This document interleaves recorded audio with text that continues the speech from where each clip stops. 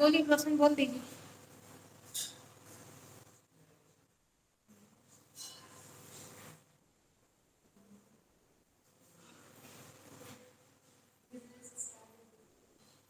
आप यहाँ सिर्फ ये थी, आप यहाँ पे एलसी से कैपिटल अकाउंट का लेकर बना लेना।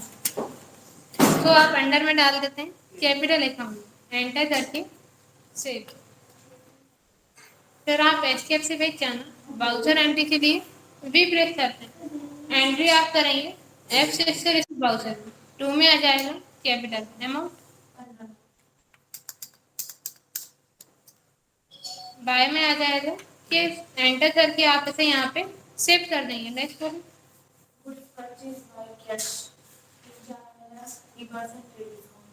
माल खरीदा है, एंट्री आप करेंगे F9 से परचेज बाउचर, यहाँ पे आप एस बाउचर सिलेक्ट कर लीजिए।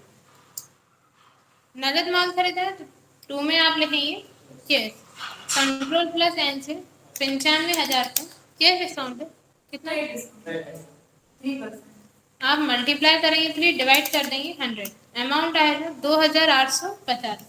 95,000 में आप माइनस कर देंगे 2,850, अमाउंट आएगा 92,150। ट्रेड डिस्काउंट था, कैश के सामने आप लिखते हैं 92,150, एंटर करेंगे, बाय में आ जाएगा परचेज। अल्टर सी से आप यहाँ पे परचेज अकाउंट का लेकर बना लेंगे, अंडर में आप इसको डाल देना परचेज अकाउंट, एंटर करके सेव। इसमें भी आप अमाउंट डालेंगे सेम 92,150, एंटर करके सेव। नेक्स्ट परचेज मोहन से माल खरीदा, एंट्री आप परचेज वाउचर करेंगे। अब 2 में लिखेंगे मोहन का नाम, अल्टर प्लस सी से मोहन के नाम का लेजर बना लेंगे मोहन अकाउंट, अंडर में आप डाल देंगे इसको सन्ड्री क्रेडिटर्स, एंटर करके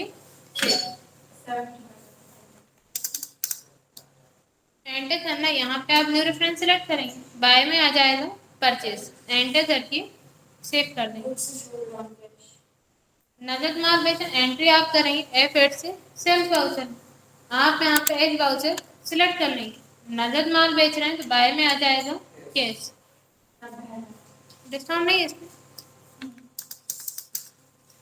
2 में आ जाएगा सेल्स, अल्टर प्लस सी से सेल्स का लेजर बना लेंगे। सेल्स अकाउंट अंडर में आ जाएगा सेल्स अकाउंट, एंटर करके सेव। बाय में आ जाएगा कैश, 2 में सेल्स, एंटर करके सेव कर देंगे। माल बेचा, भुगतान में चेक मिला तो बाय में आप लिखेंगे check in hand, alter plus C से चेक इन हैंड का लेजर बना लेंगे। अंडर में आप इसको डाल देंगे कैश इन हैंड, एंटर करके सेव।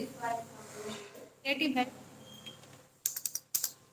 और 2 में आ जाएगा सेल, एंटर करके सेव कर देंगे। कमीशन मिला, एंट्री आप करेंगे F6 से रिसिप्ट बाउचर, 2 में आ जाएगा कमीशन, अल्टर प्लस सी से कमीशन का लेजर बना लेंगे। अंडर में आ जाएगा इनडायरेक्ट इनकम, एंटर करके सेव। 15,000 बाय में आ जाएगा केस, एंटर करके आप इसको यहाँ पे सेव कर देंगे। नेक्स्ट बोलो। सैलरी पे बट नॉट पे, सैलरी पे करना था लेकिन अभी तक आपने सैलरी का भुगतान नहीं किया, सैलरी का भुगतान करना बाकी है, तो देना बाकी अभी दिया नहीं, इसकी एंट्री आप करेंगे F7 से जनरल वाउचर में। देना बाकी मतलब आउटस्टैंडिंग, एंट्री आप करेंगे जनरल वाउचर में, बाय में आ जाएगा सैलरी, अल्टर प्लस सी से सैलरी का लेजर बना देंगे। आप इसको अंडर में डाल देंगे इनडायरेक्ट एक्सपेंसेस में, एंटर करके सेव। अमाउंट सैलरी का भुगतान करना बाकी था, सैलरी एक्सपेंसेस है, इसका नाम आप लिखेंगे बाय में। क्या हो गया, आप लोगों ने बोला था हमने डाल दिया।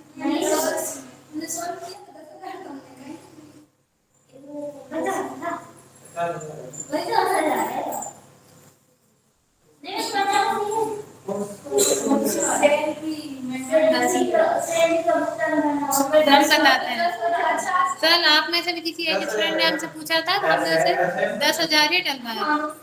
आप लोगों ने इसके बाद वाला जो क्वेश्चन है ना, चेक बैंक में जमा किया, उसमें है 50,000।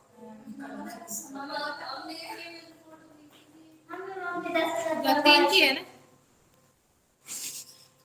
ठीक है। 2 में आप लिखना आउटस्टैंडिंग सैलरी, अल्टे प्लस सी से आउटस्टैंडिंग सैलरी अकाउंट का लेजर बना लें।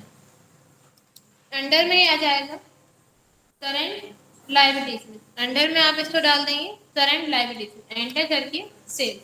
सैलरी देना बाकी अभी दी नहीं है, इसकी एंट्री आप करें जनरल बाउचर में, बाय में सैलरी, 2 में आउटस्टैंडिंग सैलरी। इन्होंने क्वेश्चन गलत लिखा था, इनका देखिए प्रियंका दीदी ने भी गलत लिखा था, उनका तो हमने सही करवा दिया, ठीक। एंटर करके आप इसको यहाँ पे सेव कर दें। चेक बैंक में जमा किया, इसकी एंट्री आप करेंगे F4 से कंट्रा वाउचर में, 2 में आ जाएगा चेक इन हैंड, इसमें था 50,000, और बाय में आ जाएगा बैंक, अल्टे प्लस सी से बैंक का लेजर बना लेंगे। आप इसको अंडर में डाल देंगे बैंक अकाउंट, एंटर करके सेव। एंट्री हो जाएगी काउंटर वाउचर में, बाय में बैंक, 2 में चेक इन हैंड, एंटर करके सेव कर देंगे। मजदूरी का भुगतान एडवांस में कर दिया, इसकी एंट्री आप करेंगे पेमेंट वाउचर में, क्योंकि पेमेंट कर दिया। अब बाय में आप लिखेंगे प्रीपेड, प्रीपेड है क्योंकि एडवांस में भुगतान कर दिया, अल्टे प्लस सी से प्रीपेड वेजेस का लेजर बना दें।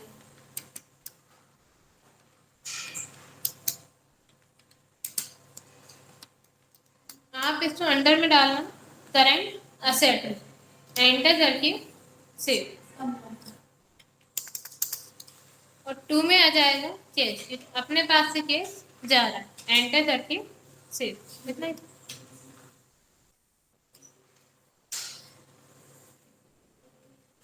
हमने तो बोला था सही।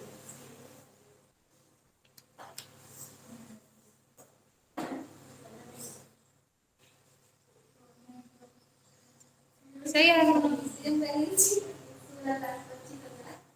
आप दोनों क्वेश्चन सेम सॉल्व किया था इसलिए।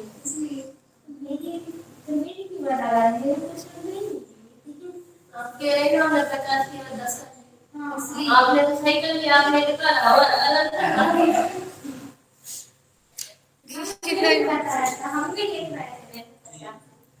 अभी इस बैलेंस शीट सही आ रही है ना, इतने में कोई डाउट हो तो पूछिए, वरना माइए बता दें आइए। आप अभी तक आप क्वेश्चन सॉल्व कर रहे थे, हमने आपसे बोला था सैलरी का भुगतान करना अभी बाकी है, भुगतान किया नहीं, भुगतान करना अभी बाकी है, तो आप एंट्री किसमें करते थे F7 जनरल वाउचर, बाय में आप लिखते थे सैलरी,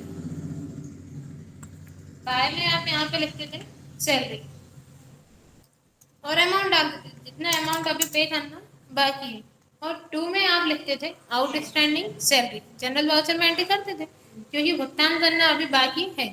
और आप जब आउटस्टैंडिंग का लेजर बनाते थे, आप इसको अंडर में डालते थे करंट लायबिलिटीज में, क्योंकि अभी भुगतान करना बाकी है, दायित्व में, एंटर करके आप इसको यहाँ पे सेव कर देते थे। लेकिन अब अगर आपके सामने क्वेश्चन आता है, आपको 30,000 रुपये सैलरी देना थी, जिसमें से 10,000 सैलरी दे दी और 20,000 सैलरी देना अभी बाकी है। अभी तक क्वेश्चन क्या था, जितनी सैलरी पूरी सैलरी देना बाकी थी, जैसे 25,000 सैलरी देना थी, 25,000 सैलरी देना बाकी है, तब आप एंट्री करते थे जनरल वाउचर में, बाय में सैलरी, 2 में आउटस्टैंडिंग सैलरी। अब अगर क्वेश्चन बनता है 30,000 सैलरी देना है, जिसमें से 10,000 सैलरी दे दी और 20,000 सैलरी देना बाकी है, इस कंडीशन में आपकी 2 एंट्री होंगी, एक 10,000 जो सैलरी दे दी, 20,000 जो सैलरी देना बाकी है।